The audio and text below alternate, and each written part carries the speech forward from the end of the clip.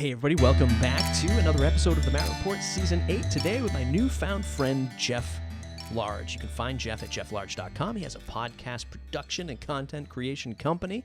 In fact, when we recorded this some time ago, number one, I was sick, so I do apologize for a little cold sounding, but we did a back-to-back session. It was about a little over 2 hours where I recorded on his episode, on his podcast for his new episode, which you can find right now at jefflarge.com, and of course this episode for the Matt Report. So we covered a lot in terms of like content creation and podcasting and, getting the right customer and shaping your brand and your image around content creation. It's a lengthy discussion, but a great one, and I hope you really enjoy it. And if you do, leave us a 5-star review on iTunes. Helps us get found. Share this episode with friends, colleagues who might be thinking about getting into the podcasting space. Share the Matt Report in general. Let the word out there that we're covering more than just the WordPress stuff these days. Let's get right into the episode. Thanks, Matt. Appreciate it. So the typical question that I have is, what's your 2-minute elevator pitch? Who are you? And what do you do? Jeff Large. I run a small agency that produces podcasts for business professionals and brands. But let's start with the switch. Why go from the typical WordPress developer or potential agency to the podcasting agency? Some glaring thing that you saw that said, yeah, this makes much more sense to me to do this. Yeah. Okay. I'm going to give a little context in order to frame this better, and then feel free to, if you need me to elaborate on something. Don't take over the show, Jeff. This is my show. We just did your show. Now you're in my show. I'm giving context so you understand the full picture. My background is musician and teacher.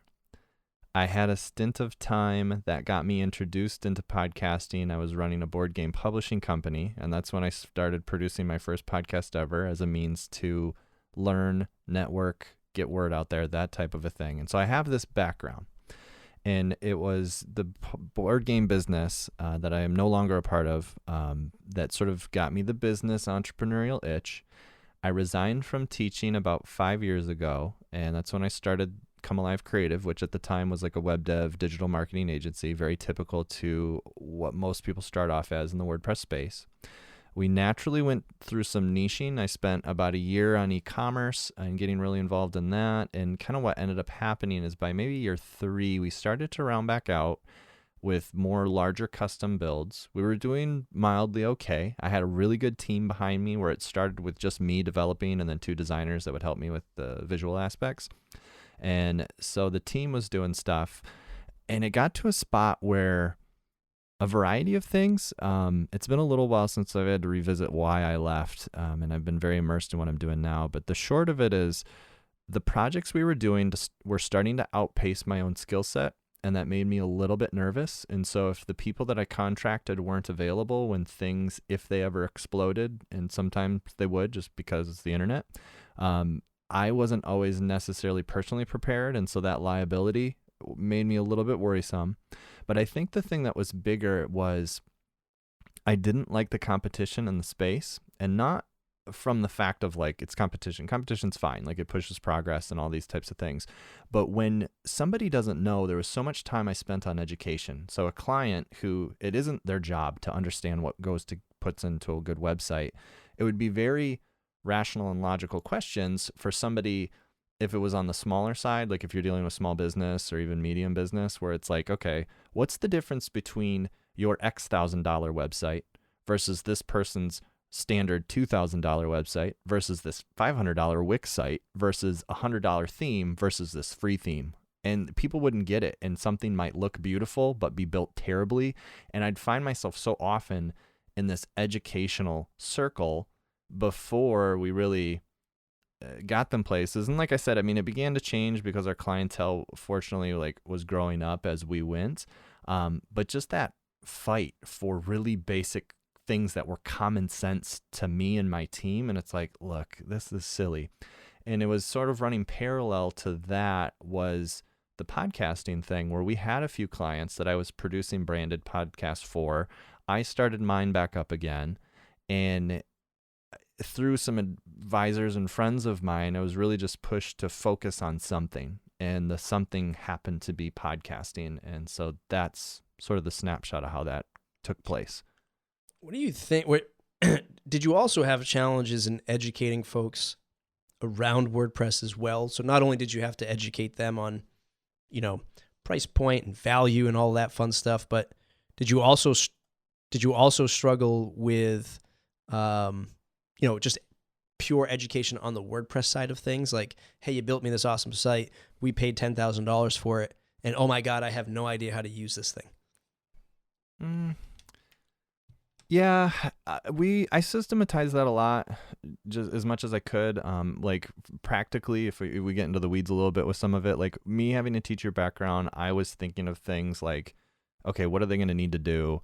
And I knew how to do it, or my team knew how to do it. And so it'd be like simple stuff, like how to create a post, how to create a new page, how to edit this thing, how to properly add an image, how to, like, all those things that you commonly do with your website that are more run-of-the-mill upkeep. We created video tutorials for them and that just came part of the release. And then I hosted most of those on Wistia, if you've used that as a video service before. And so they would just get access to these things. And I tried to remove myself as much as possible and to give them a resource that they could revisit. And usually, like, kind of the process for that was like, watch these videos, and if you still have questions, then I'll come in and we'll work with you, or someone will come in and kind of further explain these things. Or a new question would come up that we didn't address, and I would just make a tutorial for it, like a quick little screencast, and then share it with them. And so that was there, but we did things that mitigated the time that we had to put into it as much. So that was a little more streamlined. Without having to name names or smash your computer, what was the scenario that was the last straw for you in terms of when you looked at it and said, you know what? I'm sick of having to explain this. I'm sick of going down this path every time. This is it for me. Hard transition to podcast business. I don't think it wasn't a person or a computer, or I mean like a business or anything that pushed me that. It was more of the guidance I was getting from people that I trusted. These were conversations my wife and I were having pretty frequently. She doesn't have like an active role in the business outside of being my wife and my main sounding board. And so like she knew what I was thinking, and she was always the one that I would go to with this stuff. And I had one advisor in particular where I had a business coach, and then I had like two other people that have basically 20 plus years in adjacent industries in their own businesses that would often give me advice. And one of them was really like, focus on something. Like right now you're doing a lot, you're offering a lot of different services, learning more about just the power of positioning and the power of niching down with your branding and your service offerings and things. And so I thought about it for a while, and for me, just looking over, I did some analysis on the prior year's revenue and where it was coming from and what kind of jobs. And it was the podcasting was the thing that I found most interesting. It was the thing that I personally enjoyed the most. We made a fair amount of our revenue from that year from it. And I was like, I felt like the expert in the room with it because I've done it for so long, and just the audio experience and things. And so it just got to a spot where I was like, I got to do it. Like it just really wasn't a choice anymore. And I wanted to go all in and sort of burn the bridges, so I couldn't go back. And we ended up over the course of like 2 months, literally gutting everything, firing, like properly offboarding most of our clients and starting fresh with this brand new, like, this is the only thing that we do. I'm glad you brought that up, because that was actually going to be my next question is, how did you, or one or two things that, looking back on offboarding, any way you would approach that differently, or how did you approach that maybe somebody listening might do that? Because there's a lot of folks that are transitioning to just products only, still in the WordPress space, but products only, folks who are now transitioning from freelance life to, agency life with another agency that, they don't own. So what do you have in terms of sage pieces of advice for offboarding clients that you're no longer wanting to work with? I mean, I'm no expert with that type of a thing. Over the course of our industry, or over the course of our agency, I've only had to, like, quote unquote fire one client. It was just a bad relationship, and I really just kept it as cut and dry as possible and followed our contract and offboarded them the exact way that our contract said that I could. And so that was that, but I think most of this comes down to I try really hard to love the people I'm working with well, whether it's my team or my clients. And so it's being a person of integrity. It's fulfilling the obligations that I said I would. All of them, it just happened timing wise that most of them were coming up on their most of the people that we work with would take over maintenance as well on the site. So your standard updates and everything. And we finished out those contracts. We let them know in advance that we were no longer going to be servicing them in that way. I gave them options of other people that they could go to that would be trustworthy. The projects, the active dev projects that we had going, we wrapped those up, closed them out. And then there was only a few who were like, you really need to do this work. We're not going to do it anymore. And it's not anything to you. It's just we're moving in this way. And so we've already purposely scouted some people that you might be interested in. Here are their contacts. And so it's like, I didn't need to do any of that per se. Like I very easily could have just been, okay, our contract's done. But I mean, it was more of a matter of good communication, finishing what I said I was going to do, and letting them know here are some options to move forward that I personally would recommend. A lot has changed in the WordPress space over the last couple of years. I'm sure that since you were building it, again, like I said at the top of the show, as somebody who isn't super deep into it anymore, in other words, you're not, actively building out full-fledged sites like you used to. I mean, what's your general feeling of recommending or using using the WordPress CMS? What's your take on what things look like back then versus how you see things now, or maybe even more particularly, how do you feel for the freelancer who's still building websites, or the small boutique agency who's still building websites? Do you have any kind of reaction to where WordPress is today? Man, that is loaded. That's an episode right there. All right. And it's not even so much what I think, it's just like what's actually going on. I'm not even in the thick of it remotely, like you said, compared to what I used to be. From what I saw before,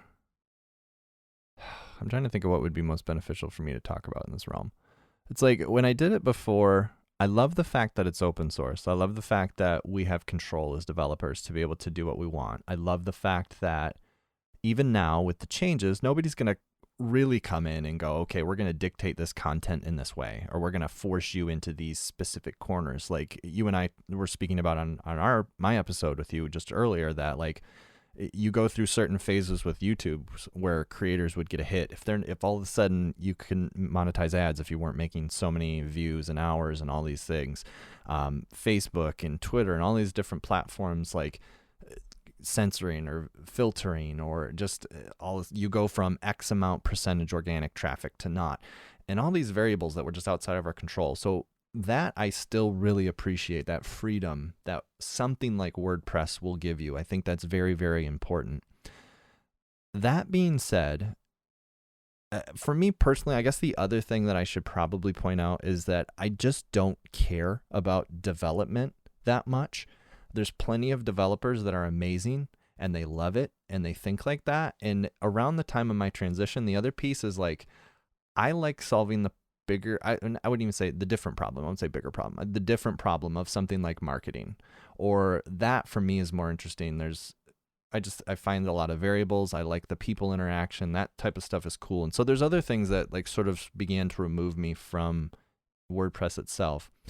When I look at it now, like I can tell you out of the gate, moving from being a dev agency to more of, just loosely put, like a marketing agency or an audio marketing agency, it's so much more fun to go to WordCamps. Like WordCamps are a freaking riot because I'm not in direct competition with basically anyone there anymore. And I just get to hang out, and I get to, like, if I hear people with a problem, I'm like, you know what? I got the perfect person to solve your problem. And so I get to be much more of a connector in that way. And I'm able to talk about something that a lot of people are really curious about. And so that part of it's fun. The other thing that I see that I think is worth noting is that there seems to be, in some WordPress communities that I'm a part of, a bubble or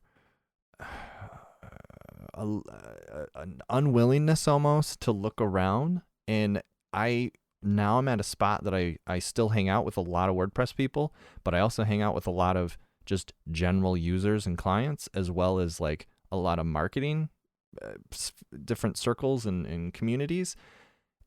In WordPress, there's a lot of animosity, it seems like, right now with this change to Gutenberg. Like, very predominant people that I respect in the WordPress community have like spoken out their qualms and issues and things with it. You got other people that are pushing back.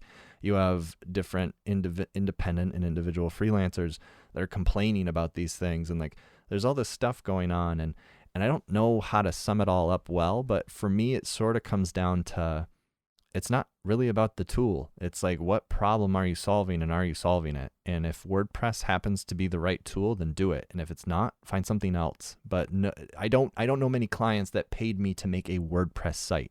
I just know clients that paid me to solve their problem. And if WordPress happened to be the fix, then I would do it. It's interesting that you say, and maybe I was just reading this wrong, but when you went to WordCamps, you felt like maybe when you were the developer or running the agency that you felt like you might have been in a competitive environment. Was that something that was just sort of a gut feeling, or were there direct sort of, rubbing folks the wrong way kind of thing happening? Because generally, and I'll just preface it, I guess, is generally I feel like even agencies in the WordPress space don't recognize other agencies as competitors.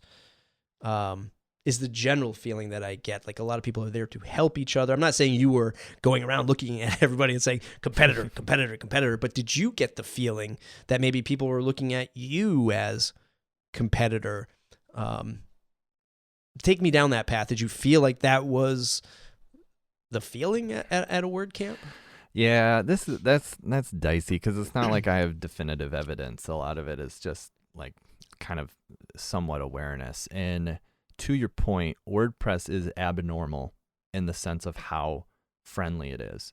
There's other industries. The board game community, I can say, is ridiculous in terms of how open and friendly it is, even amidst competing board game publishers.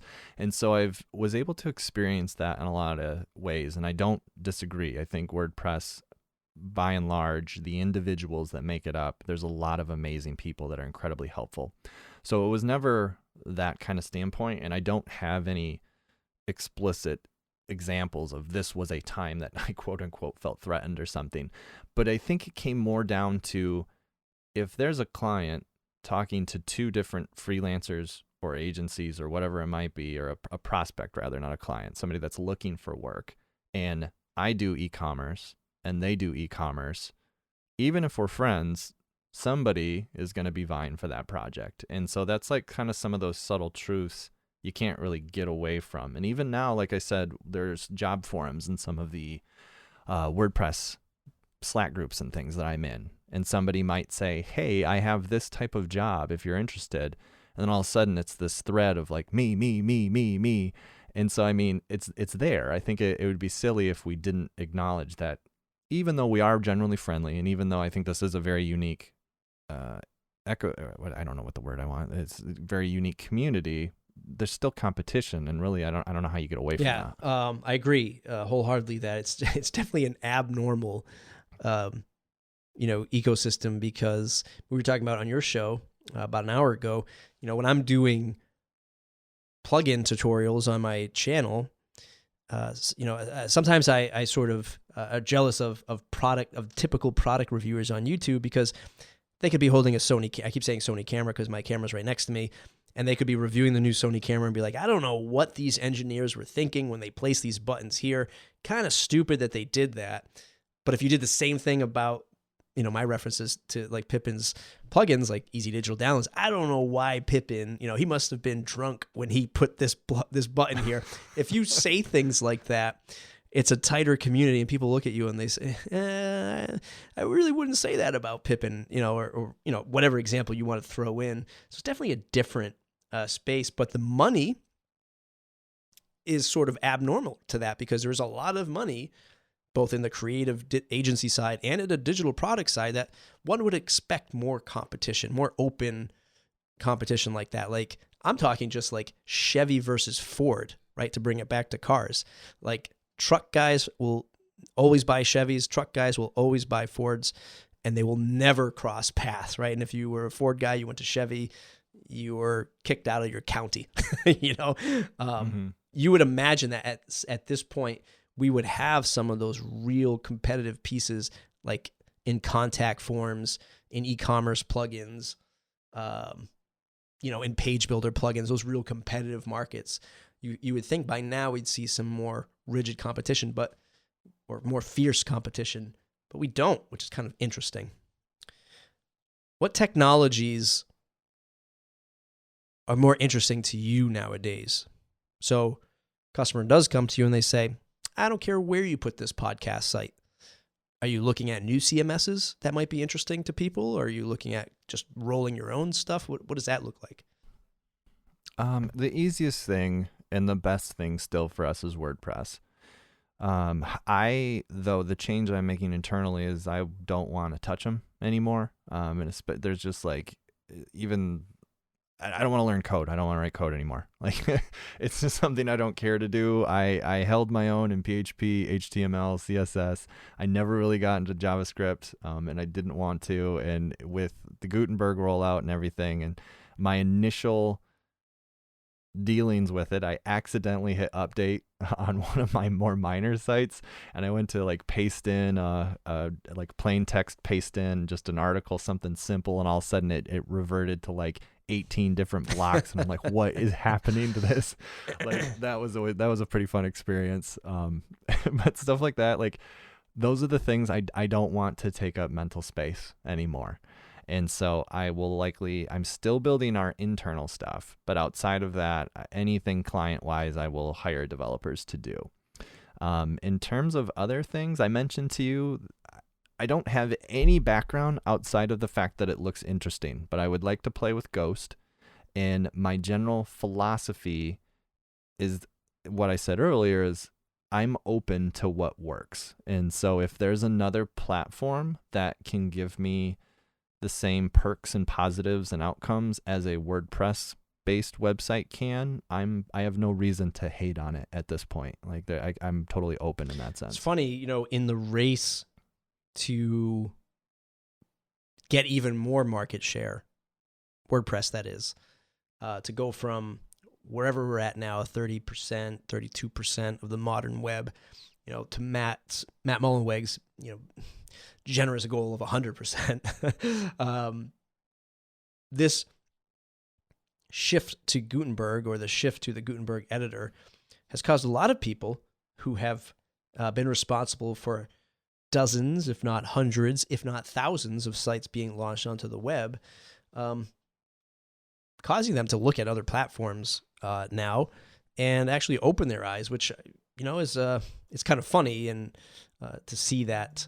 To sort of see that happen. But I think a good thing for a lot of us to start exploring new technology. In the same vein, we love WordPress because it's open and it's open source and we can publish whatever we want on it.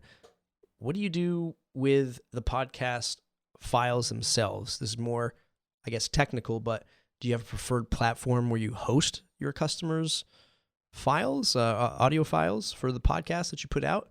Is a preferred platform that you use?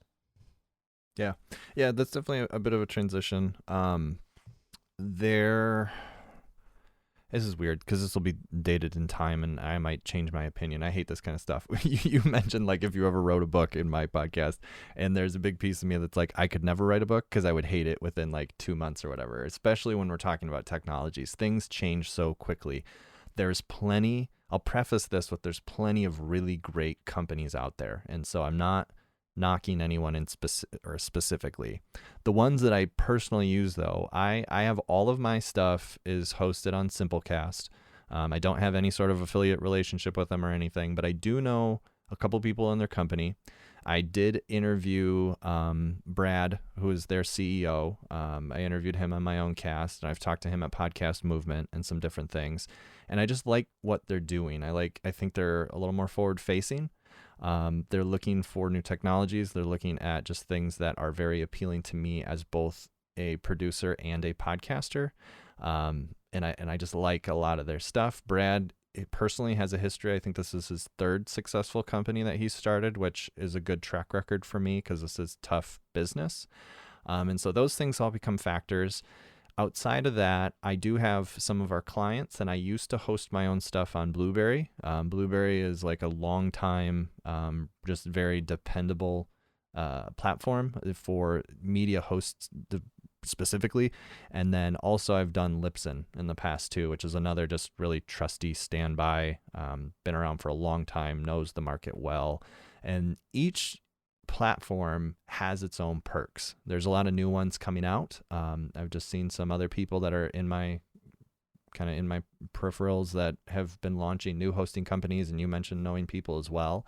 And so they exist, and each one for the most part serves a certain type of person just depending on your needs. And so those are the ones that I use, but I don't want to give a cop-out answer, but I would really just do your research. Like each one has benefits depending on what you need in terms of different, price points and tools with them and analytics. And so it just depends on what you need. How accurate? Well, first I should say that it's the whole podcasting hosting space is interesting to me. I know a bunch of people, by a bunch I mean like 3 or 4, that have started their own hosting services, and the technical side of me says, well, it's pretty easy. It's not like hosting a website where there's a lot of variables at play. It's serving up an audio file depending on the scale of the traffic that come in. You're not having to debug JavaScript and PHP and read writes of a database and all of this stuff. So it seems like an approachable hosting business onto its own. Which, as you were talking about that, made me think, boy, if you did pick a hosting service that didn't make it and potentially just flat out shut down, man, if you were uploading all your audio files there for years, that's quite a thing to forklift to another service if you can even get access to the files at all. No real question here, but just something that sort of dawned on me as you were saying that. So I guess it is very important that people put some kind of thought into where they're going to host their sites. And one other thing I'll tack onto the back of that is in this sort of little fun podcast that I'm doing with another co-host, the Brad Matt Show, we hosted it on Anchor.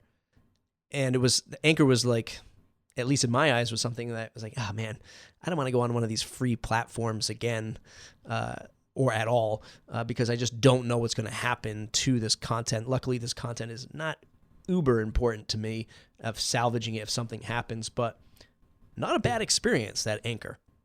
Pretty straightforward. Yeah. I'm just curious on how the heck they're going to stay in business over the years. Everybody is. Let's go back to the analytics. I'm sure a lot of customers of yours are asking, hey, is this podcast thing working? Are we getting the results we need? I'm always curious about analytics and podcasts, and if I could trust them, how accurate they are. Have you found ways to measure this stuff that is accurate? Is that just a thing where it's like, we sort of kind of know how many listens and downloads you get? How does that all unravel when you talk to customers? All right. So this is where it starts to get exciting, because now we're like validating the service at all, or why anybody should care about it. From the strict technical standards, I'm not going to be the best person. I don't know 100% certainty that each one of these platforms is reporting on numbers accurately. There's been things over the years where they would do an update on how things were being tracked in order to filter bots or non-people or whatever, and then people would see dips in their numbers and they'd complain about it, and this happened on different platforms. I can tell you that like Blueberry has undergone specific certification. I forget exactly what it is. You would really need to double check. I think it was Todd. Was it Nielsen's data? Well, they did all of the legitimate media hosts that are just simply, like you said, serving up audio files will sort of had this unspoken oath to follow them as accurately as they possibly can. But there's not really, the way that the whole RSS feed and everything works, there's not really a concrete way that I can definitively know I had one complete total download on this episode. I definitively know I got 2. Like we can't really do that, but you can still get pretty accurate. And so other standards come into play too, like IBA type stuff with internet advertising and all these factors. And so let's just say for the time being, the numbers that we have in terms of downloads are pretty much accurate, are pretty darn close to what they really are. We'll say there's just a very minimum sort of variable in terms of what that is. Normally, though, what I will approach the clients, and I just pulled up this article so I can quote it properly because I don't have it all memorized, but we look at a lot of different ways that you might want to evaluate a return on investment when it comes to something like a podcast. And really, you can do this with any piece of content, and it's just audio is what we're doing. So by default, most people will go to that. They'll go to listeners and downloads. And most of the time, that's relevant if you are looking for things like awareness. If you are trying to go into the second piece that could be an ROI would be sponsorships or ad revenue. And that's just more or less based on impressions. And so looking at how many people are really listening based on per 1,000 listeners you have on an episode, then you get this much money based on your ad sponsorship. And those are kind of the normal 2 ways that people will look at it. But what we found is that there's like a million different ways. Like I have 9. There's a lot of different ways. A million's a bit of an overstatement. But other things that we look at is the social proof. And so if you just need to build authority, you could pull something like podcast reviews. If you are an expert talking about a given subject and you talk about this thing, like you could be pulling the podcast reviews that you're getting. We can look at things that would be a little more soft, but you still can factor in site traffic and conversions. And so this is both on your website. This could be both in email, and it also could be on social. And so any one of these 3, if you're tweeting out or you're sending an email about, hey, there's this new podcast it released with Matt, check it out. And I'm watching the click-through rates, and the click-through rates are higher than my normal stuff. I can begin to see engagement there. I can begin to see how many people are sharing. If there's spikes on the days that my podcast goes live on the website traffic and Google Analytics, all of those types of things. But for me, some of the most important, and even for my own personal podcast, is the networking and the referral aspect of this. When you try to talk to someone and you're like, hey, can I talk to you for an hour? They're probably going to be like, no. But if you call them up and you're like, hey, I would love to feature you on my podcast. It's about this. I really think your expertise would be great in this area. Do you want to share? The likelihood is much higher, especially if you have something to stand on in that sense. You can do other things with it, like just overall like referral engines and things. And then a really, really big one for me too is relationships, where I've made really good friends from doing this, where it started off in that just networking piece and it moved to something more. And then some of the last ones too, a big one would be generating and repurposing content. And so this is like taking a podcast episode, maybe recorded a video at the same time. Maybe you have, a lot of the time I can tell you, like when I write talks for WordCamps, I will write it in the version of an article. I will give the talk. When I'm giving the talk, I record the talk and I re-release the talk on my podcast. And so by doing one thing, I'm creating 3 pieces of content straight out of the gate. And so doing stuff like that, there's so much learning to be had. It's a very accessible and easy way to learn instead of necessarily taking the time to sit down and read a book. And then one bonus one is, for me, it's fun. And for a lot of people, it's just it's a nice hobby. It's a nice use of time. And so there's a lot of different ways outside of just strictly numbers that we can decide, is this thing worth it or not? A few things I want to tackle here. Would you say that I have this theory that, not even a theory, it's just sort of just a feeling, I guess, that especially moving into 2019, when you start talking about repurposing and maybe it's because I've sort of taken a step out of the agency stuff and just focused more on like mentoring smaller businesses in my area. There's a local accelerator that I'm a part of as a mentor. I feel like creating content for the small business or the small business that wants to create content, it's a pretty big challenge for a lot of people. I mean, for people who are trying to run their business, and when you bring up things like repurposing, I think it's great. I think it makes total sense, but I think it overwhelms a lot of people. And it's almost to the point where, as much as people like Gary Vaynerchuk have screamed, create content. I mean, every episode that you ever watch, I don't know if you watch Gary, but without a doubt, by the time you get to the end of any YouTube video, he has screamed content like 17 times. I feel like content is getting more expensive for people, and in time and in creativity that they have to spend to make something that leaves a mark and is memorable to their audience. And I think small businesses are really going to find it challenging if they can't produce the content, because to me, it's like the new SEO. Not even really new. It's like the new old SEO. It's like if they really have to invest time and effort to get content right to succeed with it and to get noticed, unless they just pay Facebook and Google to send traffic their way. Am I crazy thinking that? Like, is it getting tougher for the person who's just entering in this and trying to make a splash with their new business? Or you have to be at a certain level to even make a podcast and do a YouTube channel and do blogs and do email? What's your general thought on all that?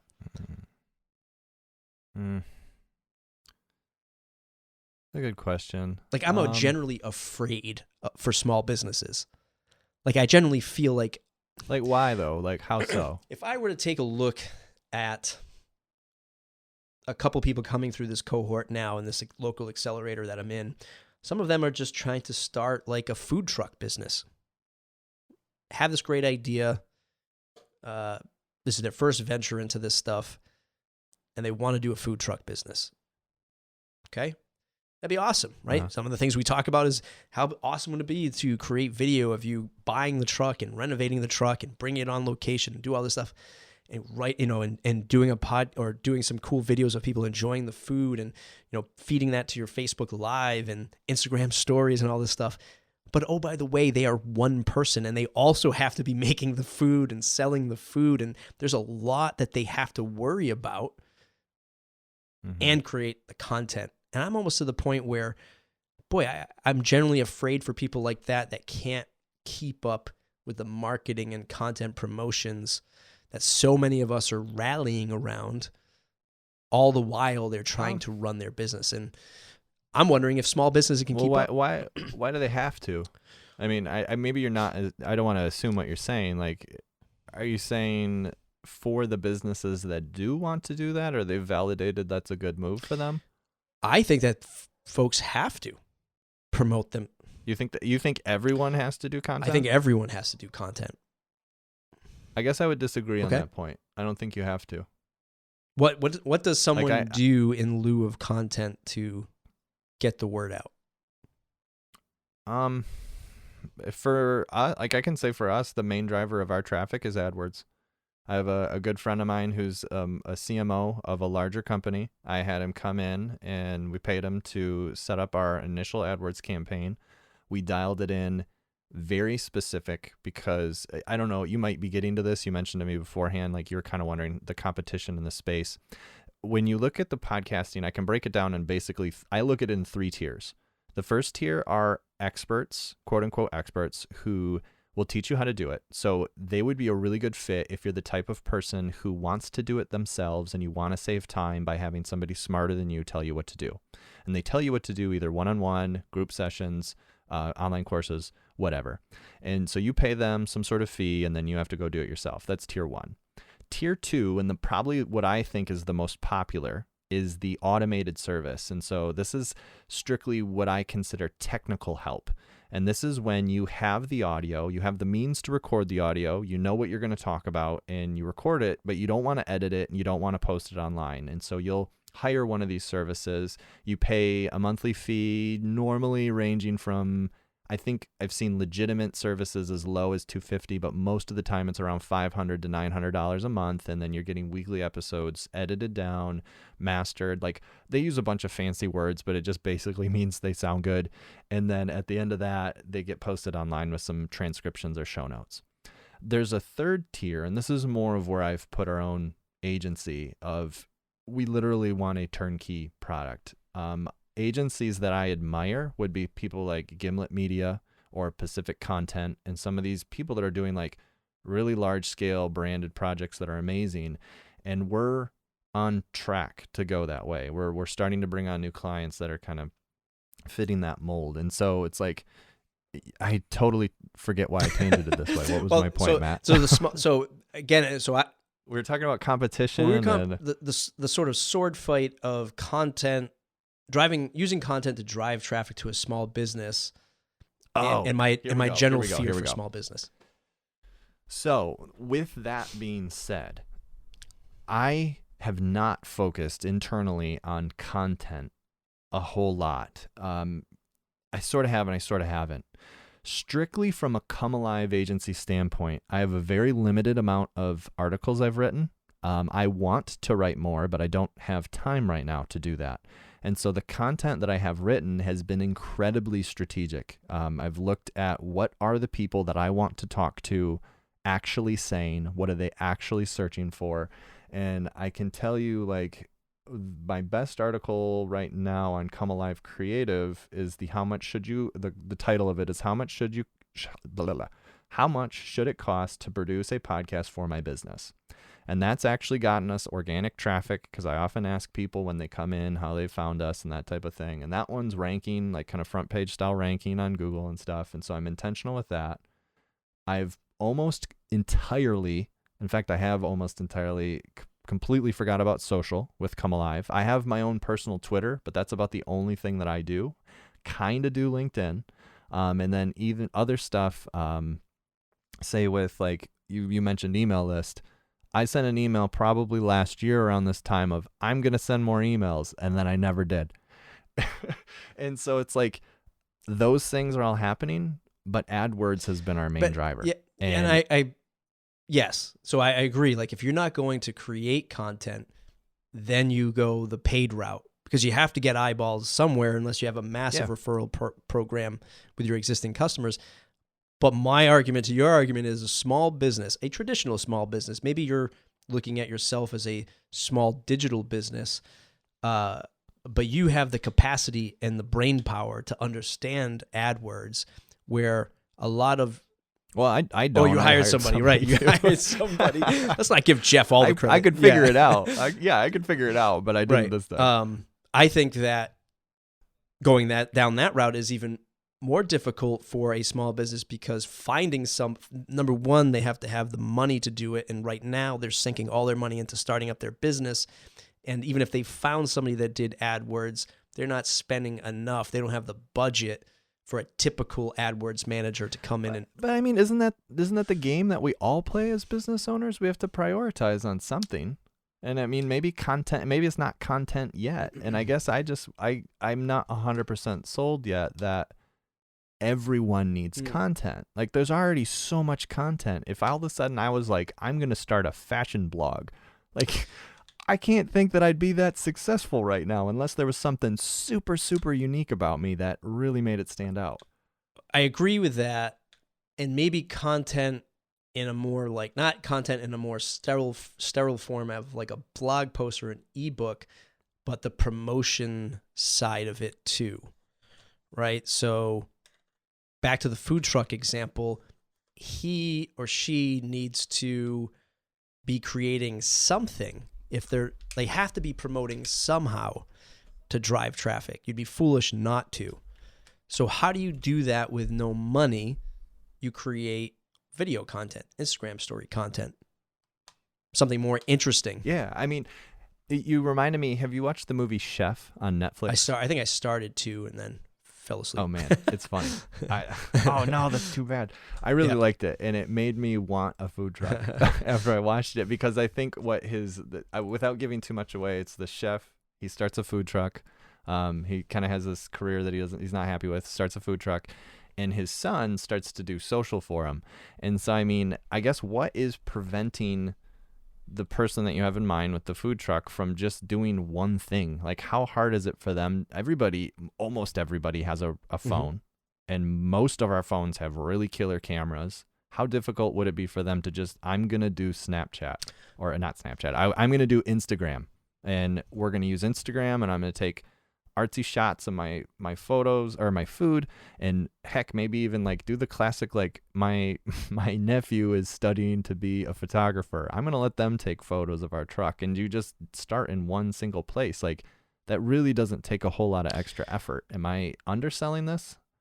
It's I would say yes to folks that are not inherently good at this stuff, right?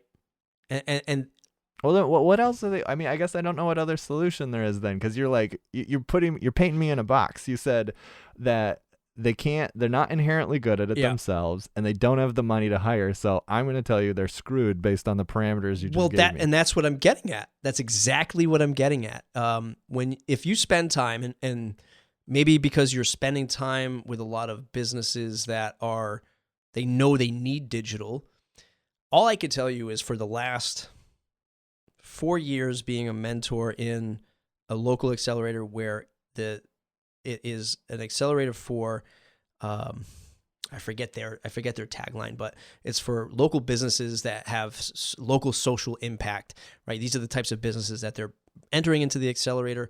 They're doing a 90-day sprint of learning everything from branding, marketing, legal, law, accounting, all of this stuff, real estate.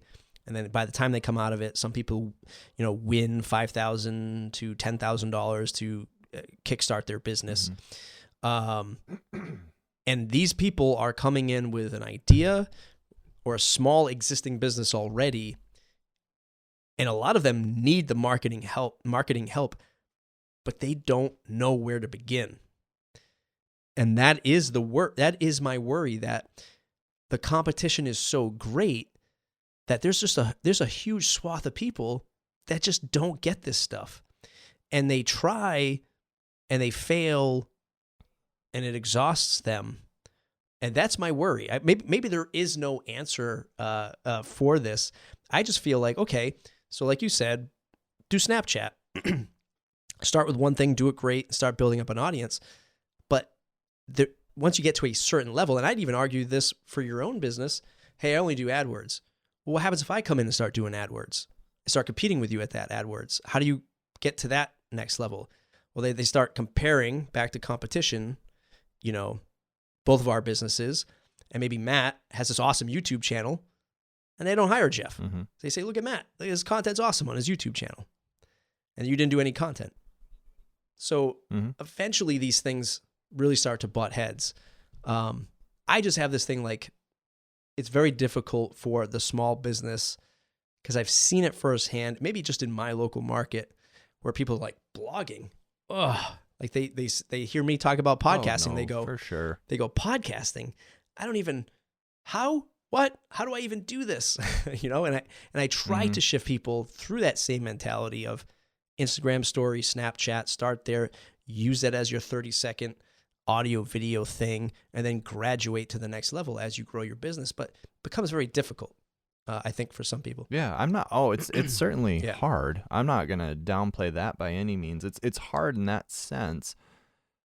But I still just feel like that's what we have to do. If you're going to spend the time to be a business owner, you have to figure it out. And you have a perspective that I don't by going through and mentoring these people in this thing. And I can think back to my days of working with maybe some of my smaller clients who didn't understand specific things that they should be doing or how to properly write the blog in order to it be formatted right and SEO. And there's so much technicality that goes into it. But at the same time, most of us just need to A, figure it out, B, most of the time that starts with getting started, and everybody's going to suck to a certain extent when you begin, and you just have to, you learn. Like, I wasn't an amazing podcast. I don't even consider myself an amazing podcaster yet, and I've been doing it for 6 years. I've been working in audio for 15, and it's like, I'm just starting to figure out some of these things. I can go back to teaching, and I can tell you, by the time I was done, my students were amazing. They were pulling awesome test scores. They were smart. They had fun. They enjoyed my class. But it didn't start that way. It was hella hard the first year, the second year. Year 3, I finally felt like I could breathe. It wasn't until year 4 and 5 that I was like excited. And I was able to not only I was beyond curriculum. I already built my curriculum, and I was able to focus on management and how do I really tailor things to each one of these kids. And that just takes time. And so I don't know how this would be any different, I guess. Yeah. It's something that I'm going to see transition or start to compound more as these businesses that have graduated years ago and see what their success rates are over time. You said something interesting before, that you're on track to go the sort of Gimlet Media route where you're making sort of branded content before. Sort of in the same vein there, I read an article the other day, or it might have been a tweet thread. I meant to save it because I knew we were going to be talking today, of like Joe Rogan doing somewhere between $50 to $100 million in ad revenue with his podcast, which seemed quite astronomical. First of all, 50 to 100 is a big difference. 50 million is a lot of money anyway, but going from 50 to 100 million is a pretty big gap there. Number one, did you see that tweet thread at all about his revenue? I didn't know. Do you believe that revenue number? I don't have. I need to see it before I can give you conclusive evidence that I believe it or not. So I believe you. Yeah, I mean, I saw it and I meant to bookmark it. I was kind of feverishly looking for it while you were talking before. But going the Gimlet Media route and creating branded materials, is that the same kind of thing where you're sort of crafting up these unique shows and then you go out and you sell advertisement on these shows? Like, walk me down that path. What's your thinking? No, not when I say on track to do things like the companies I admire, it's not so much the ad revenue piece. Like, I listen to some of the people from Gimlet, and I don't want to speak for them, but I will say they have certain quantifiers that they know they need to hit specific numbers. The show has to be pulling in specific numbers per episode to make it worth it to them. And this is coming from some of the people that talked on the panels. I mean, this is just open information. If you have like a digital pass to the past podcast movement and things like that, and they've probably brought it up other places. So from an advertiser sense, I don't care, because most of the stuff that we do, I don't sell advertising. I have one client right now that we were able to help them achieve a really nice and well fit sponsor, and so now we help manage that relationship as well, where we're working with them in order to get these sponsorship slots filled for with that company, where we interview people from their company and it directly relates to the content that we're already producing for our client. And so we have some overlay in terms of the organization and the recording of that. But for the most part, what I mean is that we're able to be a little more selective with our projects, and that we're able to be a little more picky with who we're working with and what kind of content we get to create. One of the things that I realized, have you ever watched any of Peter McKinnon's stuff on YouTube? Did you see his recent The Bucket whatever documentary? Okay, so it was kind of that. I watched that video on the bucket shot of him exploring the photo that he really wanted. And I can tell you that I'm more of a literal person. I like the nuts and bolts of things. I like how stuff works and the science behind it in that regard, and good principles in marketing and good principles in audio, and how do I create a good piece. This is the first time I feel like in a long while that I've started to look at this as art, and it's how can I craft a really beautiful audio episode? How can I take what my client wants to achieve and gather the right resources, gather the right interviews that are going to support the narrative, or even we'll be able to find the narrative in that. What will the narrative be? How can I piece it together in a way that would be very similar to creating a documentary style movie, or somebody that's creating some sort of montage with photography? It's this is the first time that I'm thinking about those things. And so that's become more important to me of the craft of this, and more than I need revenue to sustain us. I want to continue growing. It's a business. It needs to thrive. That's what businesses hopefully do. And that's how you know they're working, that they can be sustainable in that way, and that you can grow them, and that they will support people, and that I can solve problems for clients and things. But I still care very deeply about the work. I wouldn't do it if I didn't care about the work. Like work, at the end of the day, work is work. Like we all have to do something to make ends meet, to support our families and things.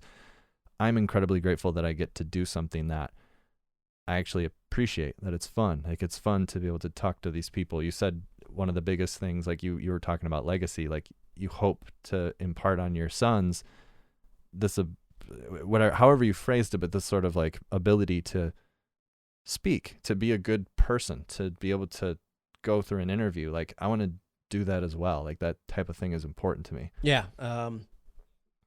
I wholeheartedly agree. I mean, one of the things that, I think that's interesting, in this space, of course, the storytelling is important. Connecting with that audience, connecting the right audience to the right content, also super important. One of the things that, I think that I wrestle with is, how do you create the storyline? If I were to look at that Peter McKinnon video, and this is something I was thinking of when you brought that up, is how to formulate this question is, let's say a customer looks at that and they say, wow, this is awesome. This video that Peter did is great. Visuals, great, obviously because of the scenery, of course, of his editing and stuff like that. By the way, the audio on that video was exceptional, I thought. Is one of my highlights of that video. Customer says, this is great, Jeff. Make that for us. How do you do that convincingly as a third party for something that is so personally connected to Peter? Is it, you just can't? Do you just look at that and say, well, look, Mr. or Mrs. Customer, I would literally need to give you a camera, and you would literally need to be going around and filming yourself to create this kind of intimacy. How do you leverage that, third-party person versus that intimate connection that a solo creator can do? Is that something that's difficult, which is sort of what I was hinting at before about why this is so difficult for the small business to do that? How do you bridge that gap? That was you were withholding information. That was very important. You had me ranting on something and I didn't have the full perspective. That's a really great point, because in a lot of ways you can't. I had this exact conversation with a friend of mine beforehand. I have a friend of mine who is doing something similar to us, but based out of Europe, and we met at Podcast Movement, and so we started just having sort of monthly roundups, talking about what each other are doing and trying to help each other out. And we were talking about this, of how do you create authenticity in somebody that's not you, and that is a unique thing. But I can say that's not everybody's goal, and so I don't want to sidestep, but I can't. It's going to be difficult because some of these I can't talk about yet because they're not out in the wild yet. But I can say, for one of our clients, the topic of conversation is what their organization is about, but it's still about the topic of conversation and not them. And so I'm able to make a story that's about the topic of conversation that can still be authentic to them, if that makes sense. Some of it, when the personal piece is needed, I can say another one of our clients is a Terra Search. It's Matt Sleppen. He runs a podcast called Leading Voices in Real Estate. He interviews some of the biggest people in the real estate space, people that are responsible for the construction of the Chicago skyline and just massive, the largest, I don't even remember all of them now, the largest REITs and the largest, all this stuff in real estate that are just major, major players. He has a hand in, he's been doing this for 20 years now. He shows up for the interview and he's able to be host and fully be himself, and how he writes his questions, how he pursues the interview, how he asks those things.